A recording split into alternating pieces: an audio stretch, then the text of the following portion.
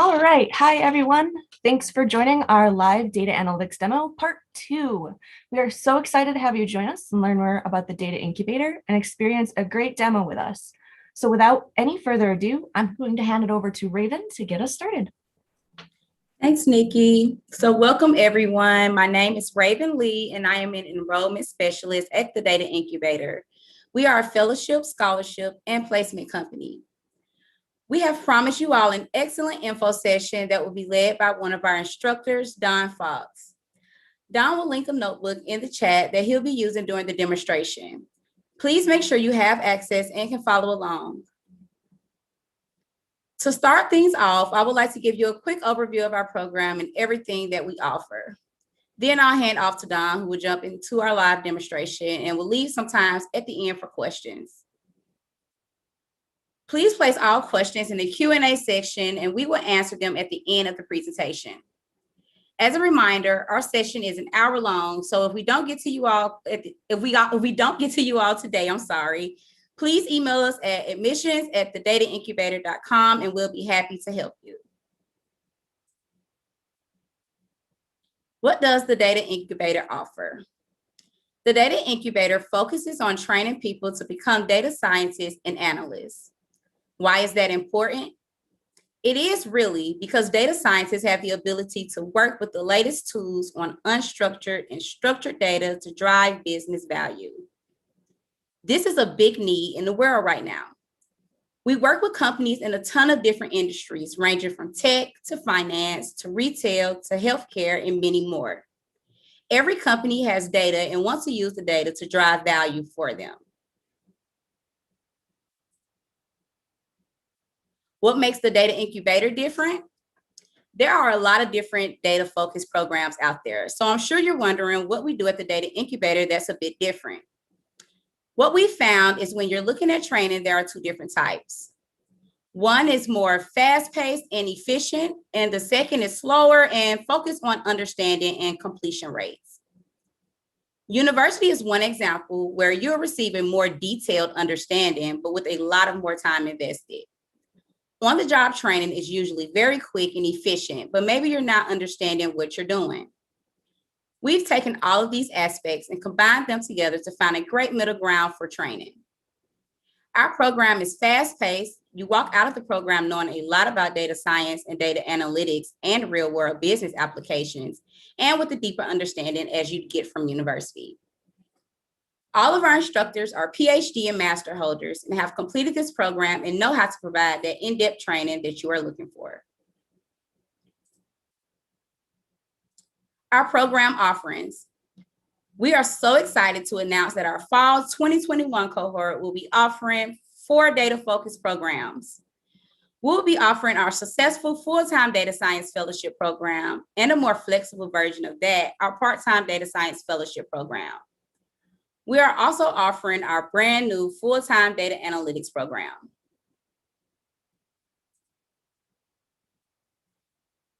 All of our programs are intense. They are built around hands-on data-focused curriculums. We offer both full-time and part-time programs, and both are packed with a lot of information and tools. All of our programs are thorough. Each week focuses on a different data science or data analytic tool or approach. In addition to our lectures, we have our students participate in hands-on practice. We really believe in fostering an interactive learning environment, and so each of our programs, students will work on many projects that focus on the data tools you are studying. Additionally, all of our programs are very collaborative. We want students not only to work with their colleagues and instructors, but to also have the opportunity to network and connect with our hiring partners. All of our programs are career focused. We have career coaches that help you succeed in your data-focused careers. You will not only learn how to present your best self by attending our career search workshops, but you will also have the opportunity to work with #1 resume writing company to get you a polished resume and cover letter. Lastly, all of our programs are interactive. Every student in all of our programs are provided a Jupyter server and for the duration of the course, so students can follow along in lecture and see and edit raw code that's being run. Students will receive immediate feedback via our interactive grader. Full-time data science program. So our full-time data science program lasts for 8 weeks with classes held daily. You can expect to spend about 40 hours per week in class and working on assignments. Here's an overview of our full-time curriculum broken down by week. So if you would like a more detailed curriculum, or if you would like this emailed to you, be sure to just reach out to us at admissions@thedataincubator.com, and we'll be able to provide that information to you.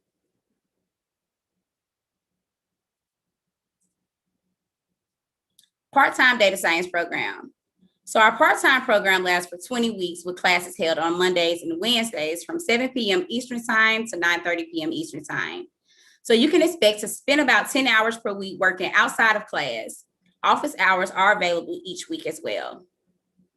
You will receive the same excellent curriculum and training as our full-time program, but at a slower pace. The sessions are live and instructor-led, so you are still able to interact with your instructor and ask questions.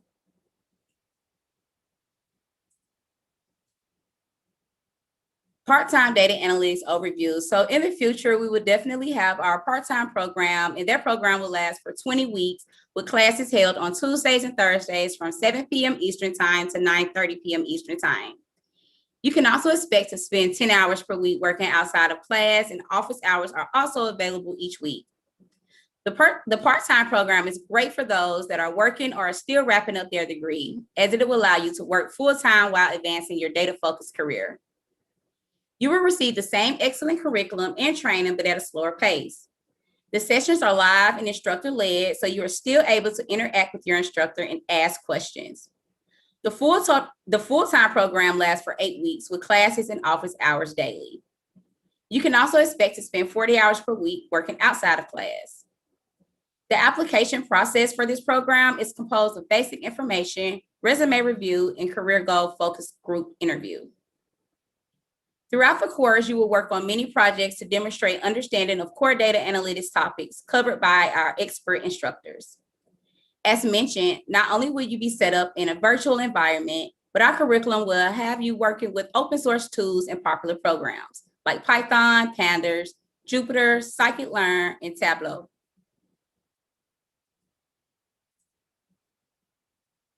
The part-time data analytics curriculum, this is just an overview of the part-time curriculum broken down by week. Again, email us at admissions@thedataincubator if you have any questions or if you would like this curriculum sent to you.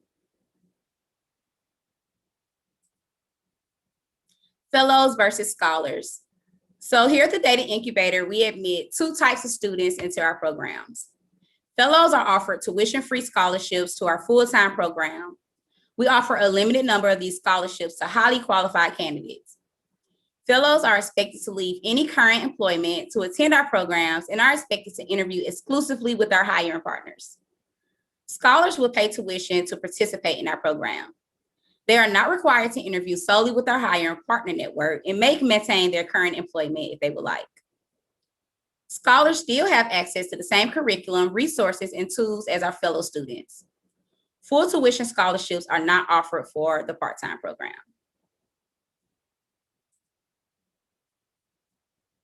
All right, so moving right along, we are also so excited to announce our Data Analyst Diversity Scholarship Program.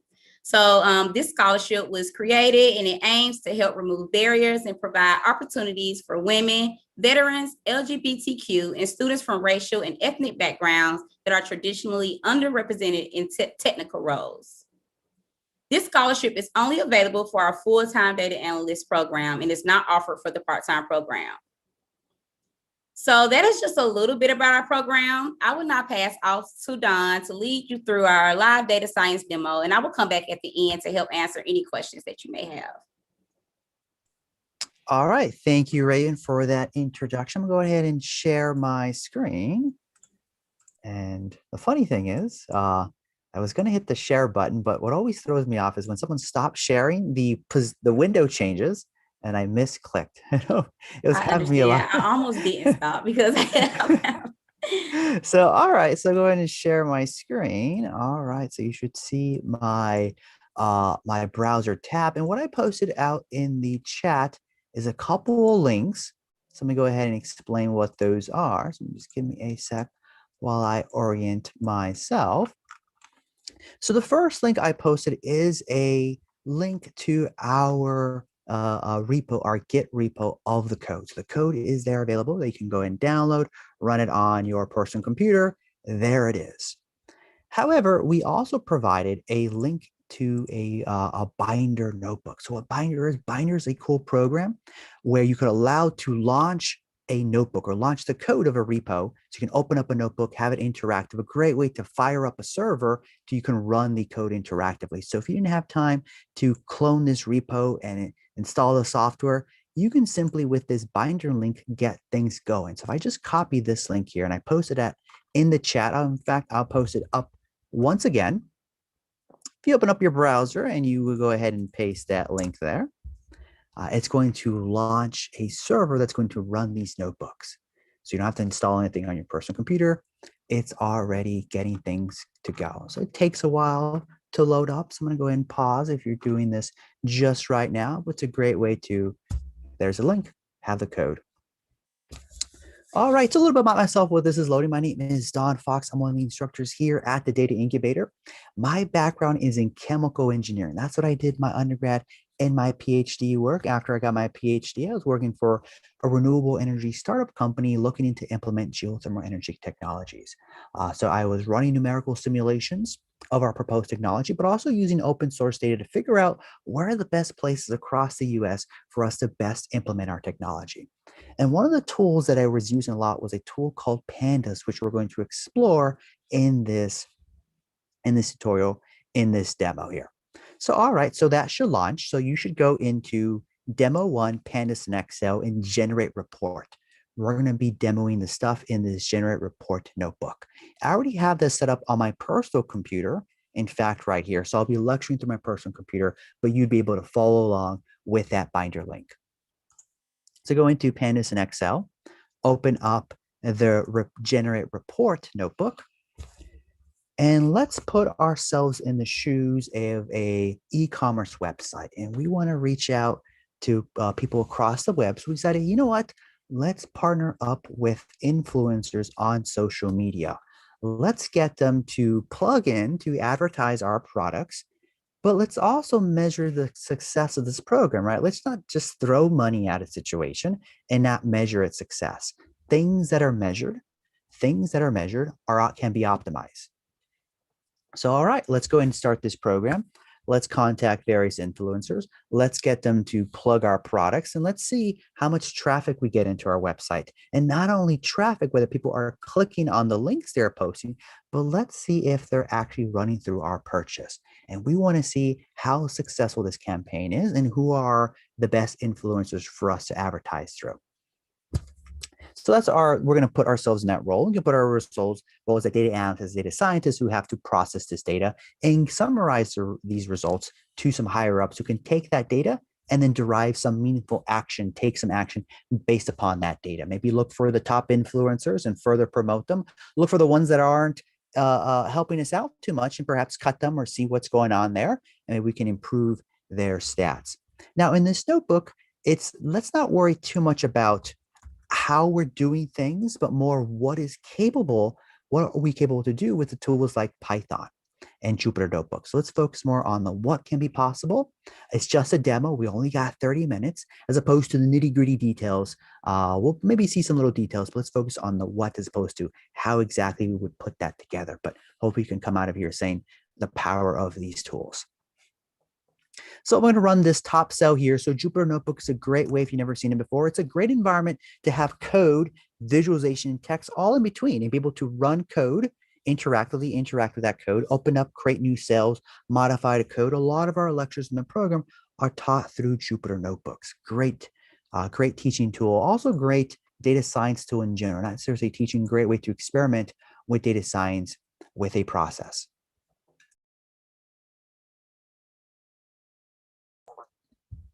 So I just ran that top cell there. The top cell is going to import some packages for us to use in this exercise, in this demo here. So you can think of packages are basically extensions to the programming language.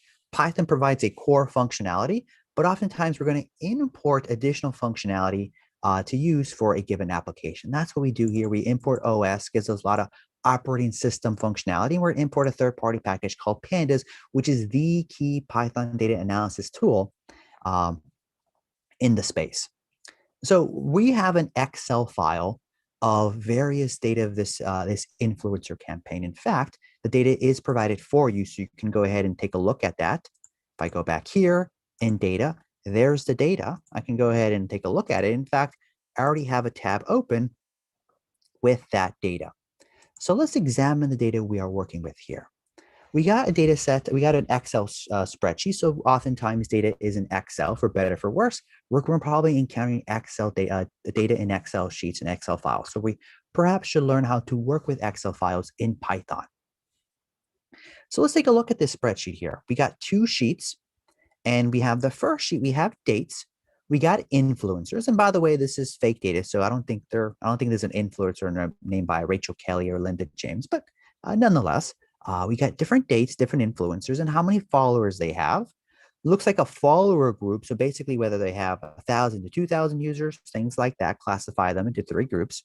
Here is the cost. So this is how much it's costing us to have them plug our products. How many likes their posts are getting of our products, how many comments, how many shares, how many clicks. So we have information about our influencers for various dates.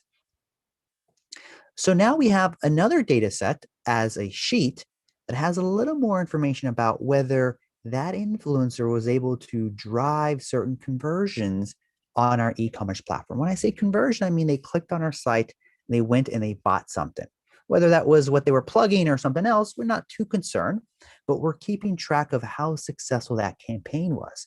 So look at this here. We have our influencers on one axis, and we have dates on the Y, on the X axis, and the values that are filled in are how much conversions was this person able to drive at this date here.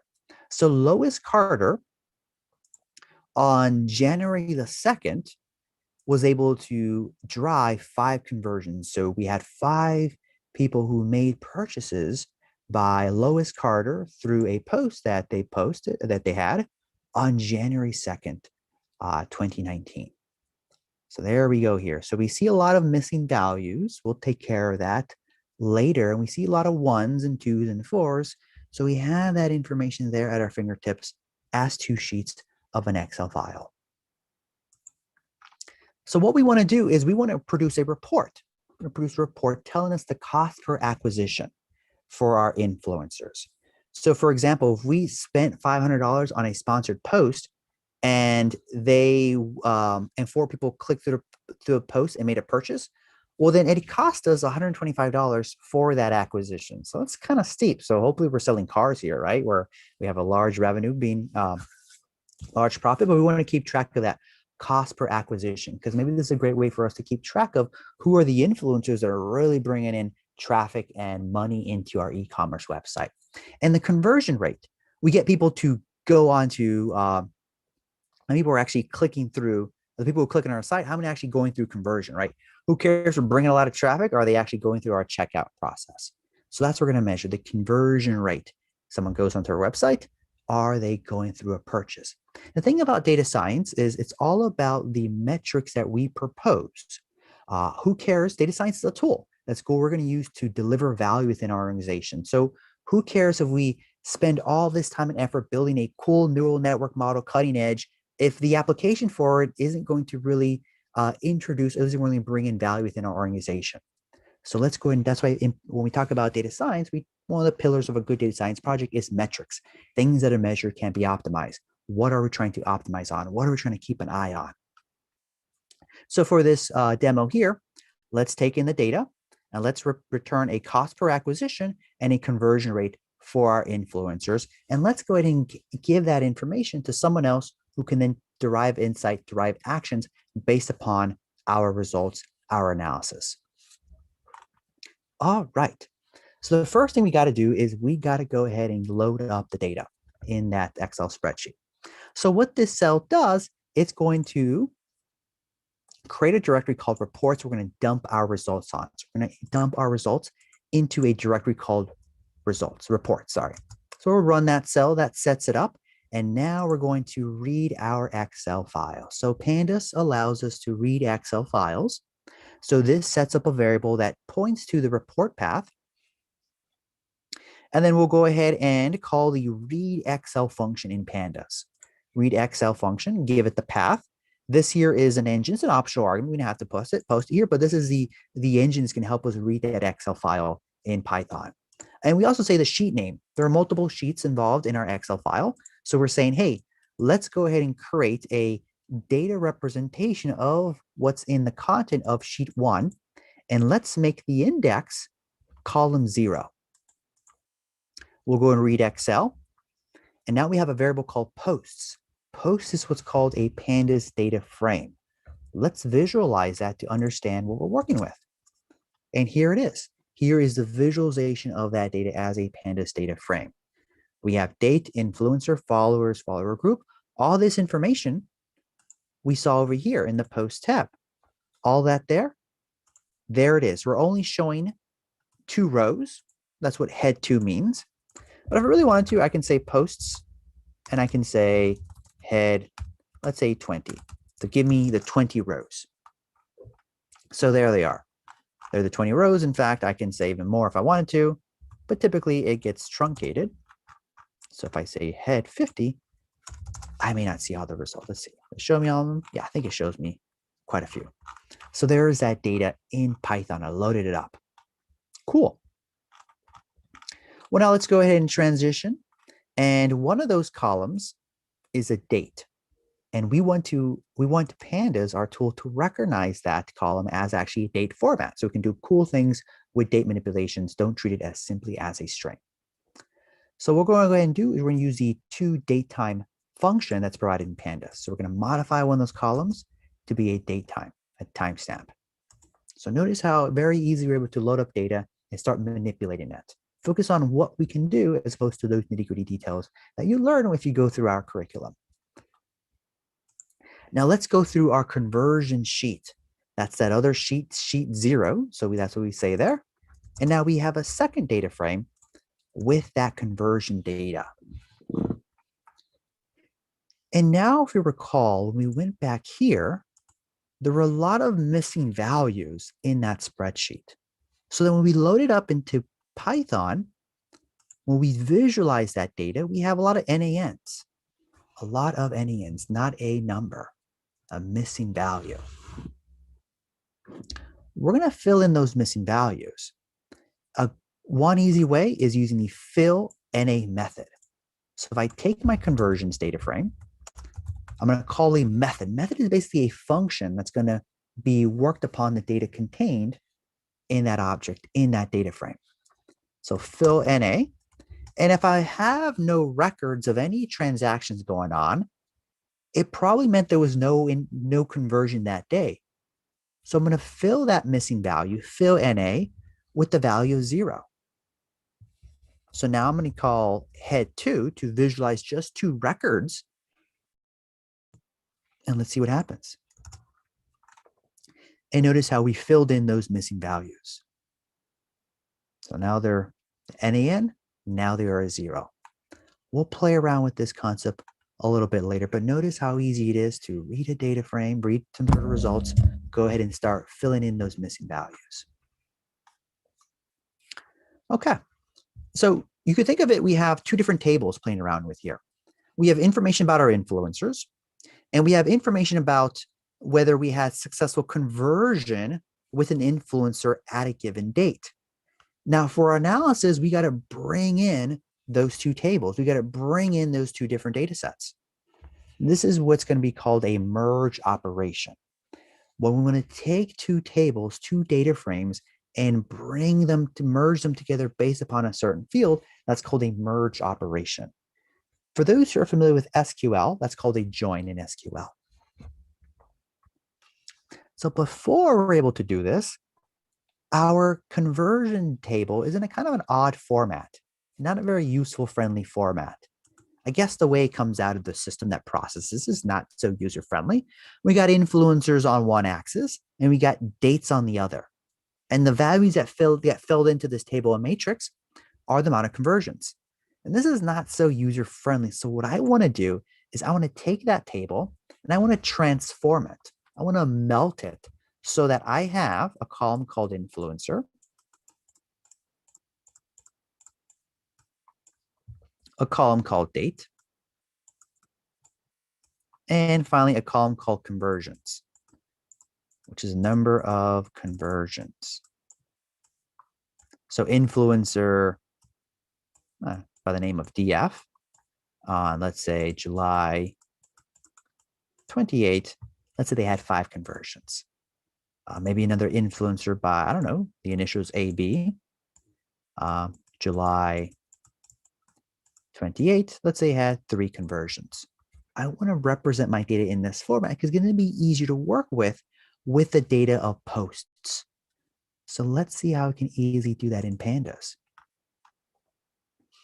So what I'm going to do here is I'm going to melt that table. That's what the operation is called, conversions, melt.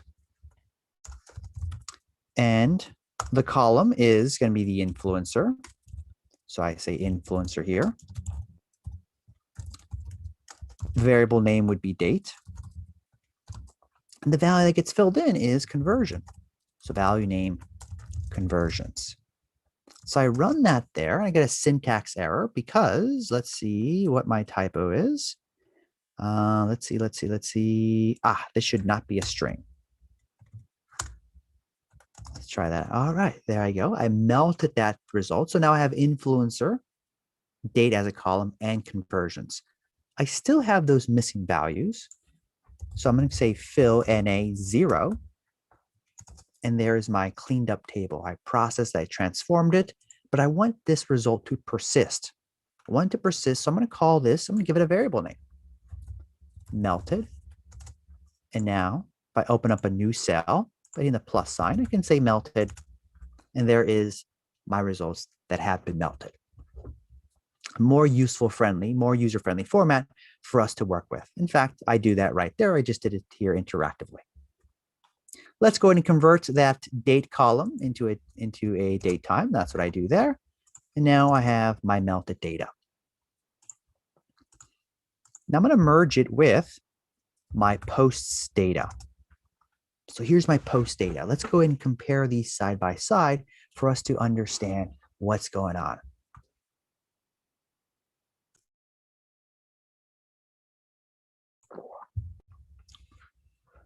All right, so I got date and influencer and date. So what I want to do is you can think of these two tables, don't tell you the complete story. Because we have that Albert Taylor at this date had 0 conversions, but we don't know how much it costs for us for have Albert Taylor make ads on their social media platform. That's contained in this other table. So notice we have these two tables. We want to bring those results together, bring that information together. So the way we're going to do is we're going to join them on certain fields. We want to take our influencer and date and look for the matching records on this second table. So that we say, okay, Albert on this date, let's look for you, Albert, for that certain date. Let's find those records, those rows that match their criteria and merge them together. You think of it as we're extending our table horizontally, we're adding more columns. And that's called a merge operation. So let's see how we can do that in pandas. So we take posts, we call merge, we're going to merge it with melted, and the criteria on the left table, on the left data frame, the left one is being this one here, because it's the first one, is date and influencer. And we're going to merge it with the melted one, which is the one on the right, with date and influencer. So we assign it to a new variable. Let's look at the results. And now we've merged those two data sets together. And now we have all that information in front of us to do those conversion rate calculations, to do those cost of acquisitions. Now we brought in the data, and then it's next for the manipulation. So let's go and wrap up what we've done so far. We've loaded the data, we've melted the conversion table, and we've merged the two tables together.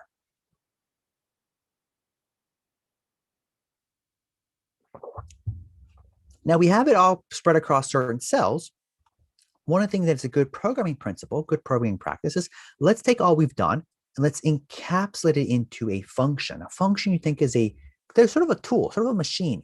We kind of wrap up a set of instructions into that tool, into that mechanism that we can readily repeat when we need it. So we don't have to copy and paste code all the time. Every time I copy and paste, I always make a mistake. We litter our code. Let's encapsulate the functionality in one piece, and let's go ahead and repeatedly call it when we need it. And that's what we do here. We're not going to go through all the lines of code that's going on here, but essentially we created a Python function. Def load and process, preprocess accepts a file path, basically the location of the file. We load it up, we melt one of the tables, we merge, we return the data frame that we created up above. So we'll repeat it there, load and preprocess, report path. You can imagine we might want to take this and repeat it again for a different data set. Same functionality, just a different data set. Now let's transition into the metrics. So we want to do a cost per acquisition. So let's go ahead and take our data frame. We have the columns, and I want to figure out how much it's costing us for an acquisition. So one of the columns I have here is called cost. So I can take that cost column. That's what I'm doing there. I'm referencing that cost column, and I can compute the sum of that cost column. Boom, there it is, the sum of that cost column. Then I can divide that by the number of conversions. Well, the number of conversions is held in a column called conversions, luckily for us. So I divide by indexing conversions, and let's compute the sum of conversions. So this is telling us that it's going to cost us $93 for every acquisition. That was across the entire data set, $94 for an acquisition. However, we want to know, how are the individual influencers behaving, right? Some ones might be better than others. So I'm going to go ahead and assign this a variable called cost per acquisition average. Assign that to a variable because I might want to reference it later when we compare things, right? Cost per acquisition, and there it is. But I want to do this across our different influencers. So the first thing I'm going to do is I'm going to encapsulate this functionality into a function. So it accepts a data frame and computes that acquisition cost. So I define the function, and now I've defined the function, I can simply invoke it. Cost per acquisition, pass my data frame, I get the result. Very easy for me to repeat this functionality now that's encapsulated into a function. But I want to do this for every influencer. Well, what I got to do is I got to take my data frame, and I'm going to group by the influencer. So what's happening here is I've taken that data frame, or Pandas is taking that data frame, it's breaking up into groups based upon all the values of influencer. So I have one group with all the same values for one influencer, another set of records for all the values for that influencer. And then what I want to do is I want to apply to every of those groups this function I defined previously called cost per acquisition. I run that there, and notice now I am getting the cost per acquisition for every influencer, not for my entire data set. Now I see the individual level of performances for my influencers. So I see someone like Albert Taylor, really cheap. They're really great at driving us traffic and revenue when we have them advertised for us. We have other people like Amanda Campbell. Unfortunately, $800, right? May not be the best person to go with. Maybe we actually have to do something with that. So notice now we have that metric, that cost per acquisition across the entire data set. I can use that as a metric to evaluate, are you doing better or worse than the average? And here I just encapsulate that. I just do it all in a single line, and I define it to a variable CPA for influencer. That was for every influencer, but I can also do it for various other groupings. I can do it for every month, right? Every month. So I can see here how our cost of acquisition varied for the month. So pretty good in February, not so great in January. I can imagine there was some sort of Valentine's sale we're going on. So a lot of Valentine's traffic, perhaps. Maybe January not so great. I can speculate. Maybe people are just sort of exhausted from the holidays, so not purchasing too many gifts. All right.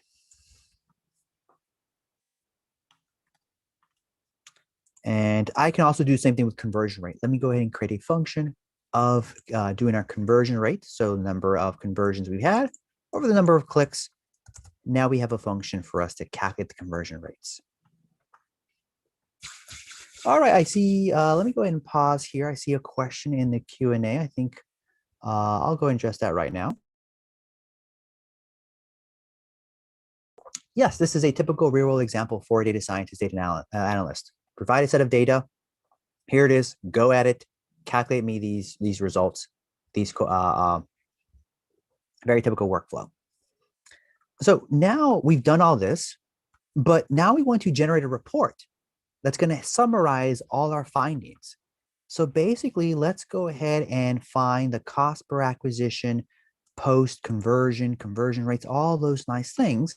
Let's go ahead and create a function that accepts a data frame, accepts a grouping column. So what column are we grouping by? Are we doing about influence or date? And it's going to report to us a summary of the results. So that's what this function does. Let's not dwell on exactly nitty-gritty details, but hopefully you can see how it's grouping by a column and it's applying those functions that we've defined before. We're encapsulating this process into a function. And now it's pretty easy. All we got to do is load the data, generate a report, and now we have a data frame reporting the summarization of the results. Albert Taylor, how many posts they had, how much it cost that person cost us, clicks, conversions, conversion rate, and cost per acquisition. All that information is right in front of us. And this is something we might want to give to someone else who would take this data and then figure out who we should target, who we should drop, who we should try to see if we can improve on, things like that. So this is great. We have it in Jupyter Notebook. We can give it to someone and they can run on Jupyter Notebook to get the results. Now, that's not so user-friendly, right? People don't want to play around with Jupyter Notebook. We want to because we're data scientists, data analysts. But it'd be very great if we can just take this and dump into an Excel file. So we can hand it off to someone, say, hey, here is the Excel file that summarizes the results. But we also want reproducibility because we can imagine that we have to repeatedly do this, but with new data sets, new, the new reports come in. We want to redo the analysis. We don't want to reinvent the wheel. We've encapsulated that analysis using functions in a notebook that we can simply run again, produce the Excel file, hand it off to the next person. So that's we also here we sort the results. We just basically sorting which ones are at the worst or on top. So now what we do here is we're going to encapsulate that writing process into a function. I believe these two lines aren't necessarily needed. So I'm going to go and delete that. But let's go and read what this function is doing. It accepts an input path. So where is the file? Accepts the file name to create report XLX. Loads the data. Notice we can rely on that other function we defined. Generate the report for influencer by month, by influencer and month. We create various reports. We create a Excel writer object, and then we simply write to an Excel file where we write to the influencer data by the month data and by the influencer and month. And these are all going to be separate sheets in our Excel file, and we simply save it. And now we've defined this function, then we can use it. And that's what we say here, write report to Excel, the path to the report, the output file, run that cell there. And now we have is something like this at the end, where we have different tabs or different sheets for our summary. And we can hand this off to someone who can say, okay, Albert Taylor was our best influencer. Let's go ahead and drive more campaigns towards their way. Someone else isn't doing so great. Well, maybe we should cut them, or maybe we should look into why they're not being so successful. Maybe we're not giving them the right products to plug on our platform. So now we have reproducibility. So that goes and ends this demo right here. I'm going to hand it off back.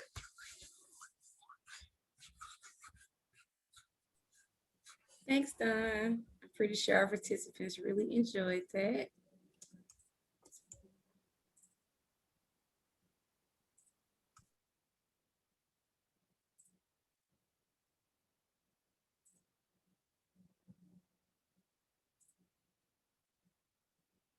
All right, so we're just going to pick up where we left off at.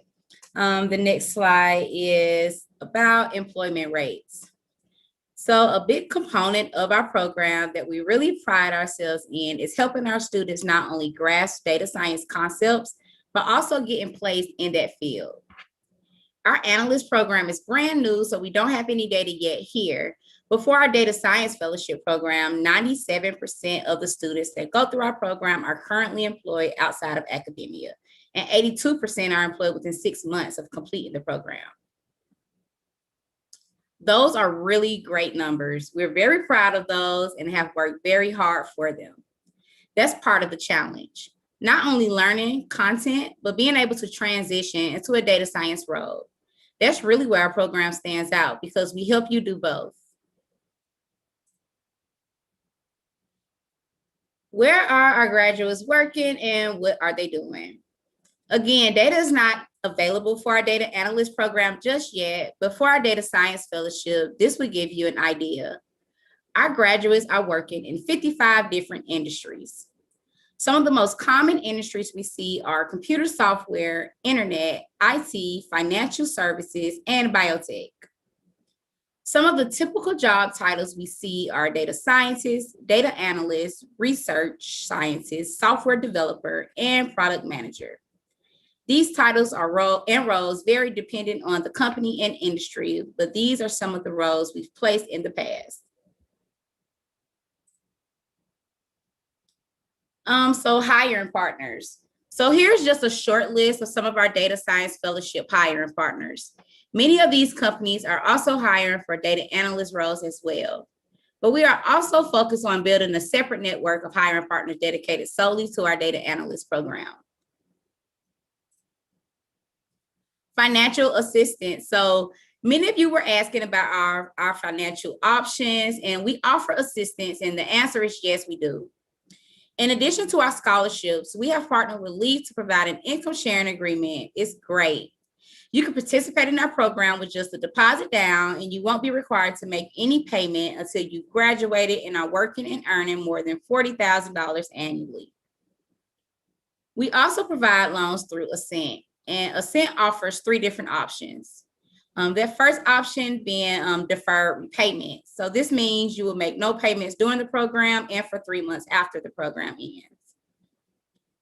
The second option is an interest-only repayment option. This means that small interest-only payments during the program will be made and for 3 months after, and then you'll start making those full repayments. The third option is immediate repayments. And this means you will begin making full payments 1 month after the program begins. And they also have 36-month and 60-month terms available for you. Lastly, for many of our part-time programs, many companies are willing to sponsor or pay their employees to go through our program. It's a win-win. You get to learn great stuff in the evening and be able to apply it to your job during the day. If this is something that you think your company would be interested in or you would like to present to them, we do have a letter we can provide you that will help lay out the program and all the benefits to attending. Important dates. So where are we right now? So we'll run multiple cohorts a year, and our summer cohort just started class, but our applications for our fall cohort is now open. That application actually ends on the 2nd of August. So if you're doing a coding challenge, you'll have to submit that by August 2nd, but your application must be submitted by July 30th, which is in a couple of days. So our fall cohort will run from September 20th to November 12th.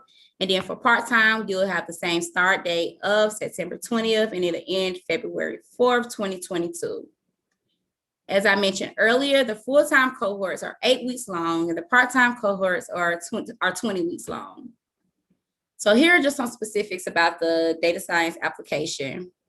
We ask that you submit your application by July 30th for data science regular admissions. You'll then have 72 hours to complete the data science coding challenge from the time you open it. The challenge deadline is August 2nd. You cannot complete the challenge unless you submit the application. Just in general, I recommend you complete the application and challenge sooner than later to avoid any technical issues. We are unable to reopen the application or challenge after the deadline. If you're applying for our data analytics program, then you would not need to submit a coding challenge.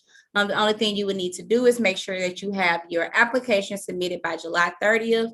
And if you're interested in applying for our data analyst diversity scholarship, then you should also have that scholarship application submitted by July 30th as well. As far as deadlines, after our application and challenge close, we'll be reaching out to you that very next week. So you can expect to hear something back from us by that Friday, no later than that following Monday. And this will end our presentation. So it looks like we have a couple of more minutes for to answer a couple of questions. I'll open the Q&A and see what type of questions we have. So I see the first one was just when are we going to know admissions for full-time data analyst program for women? So I believe you're referring to the admissions date, like when will you know if you're accepted into the program? So I did just answer that, but just to reiterate, you'll know that following week after the application closed. So the application is going to close on the 30th. That following Friday is August 6th. You should hear something by then.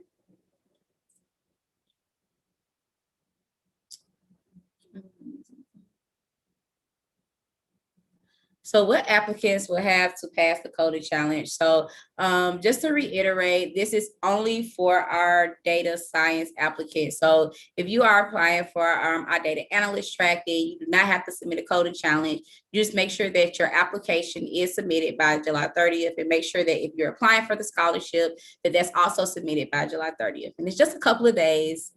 So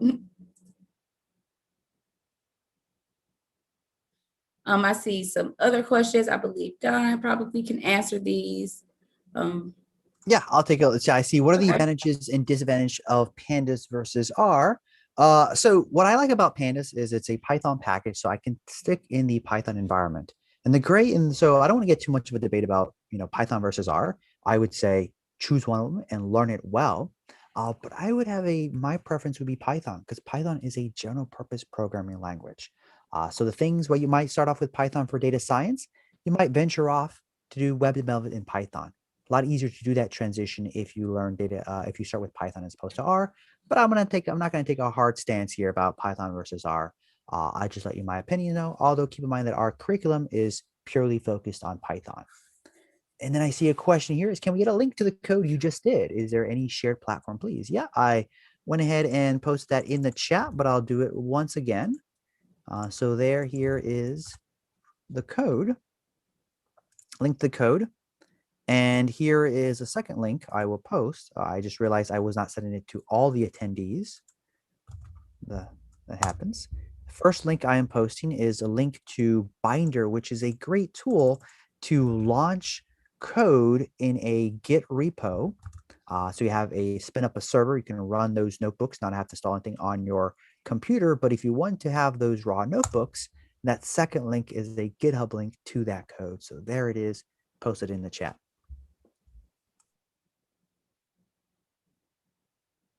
All right, thanks. So it looks like we still have a couple more minutes. If anyone have any other questions, we can go ahead and get those answered. And do keep in mind that if we don't get to your question today, you'll still be able to email us at admissions@the-Data Incubator, and then we'll be able to answer your question that way.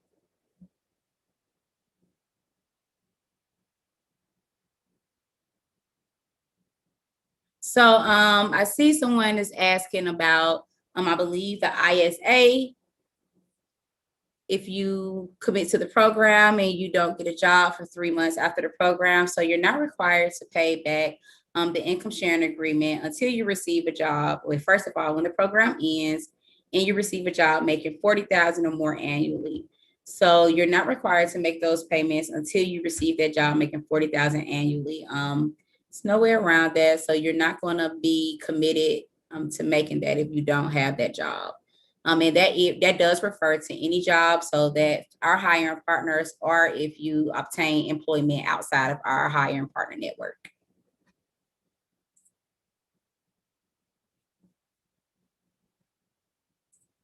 Okay, just a few more minutes. I'll take more questions, a couple of more questions.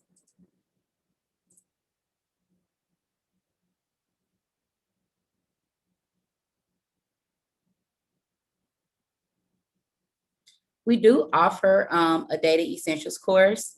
I think the best way, I'm sorry, I didn't read the questions. So someone just asking if there are any courses that they should take before, like a list of courses they can take before just to prepare them for our data analyst or data science track. We do offer a data essentials course if you're uncomfortable with going straight into our data science or data analyst track. And I think for you, I would like for you to just email us, because I think sharing our curriculum and just giving you a breakdown of what you'll be doing each week in the program will kind of help you know if you should join the program or not. We do ask that you do have that basic knowledge of programming before joining the program.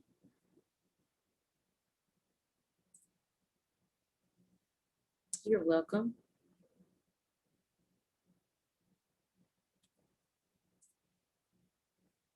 And I don't want to hold you all for any longer. I'll give you a few more seconds to put any other questions that you may have in the Q&A box. And also, I do want to reiterate, I know I've said this a couple of times, but please make sure that you're reaching out to us. I know you've probably received several emails from admissions by now, so you should have our email address in your email inbox. So just make sure you respond to any of those emails if you have any questions that you need answered. So I don't see anyone with their hands raised or any more questions in the Q&A. So we're going to go ahead and end our live here. Thank you all for joining, and we're hoping to see you all join our fall cohort. Have a nice day. Yep. See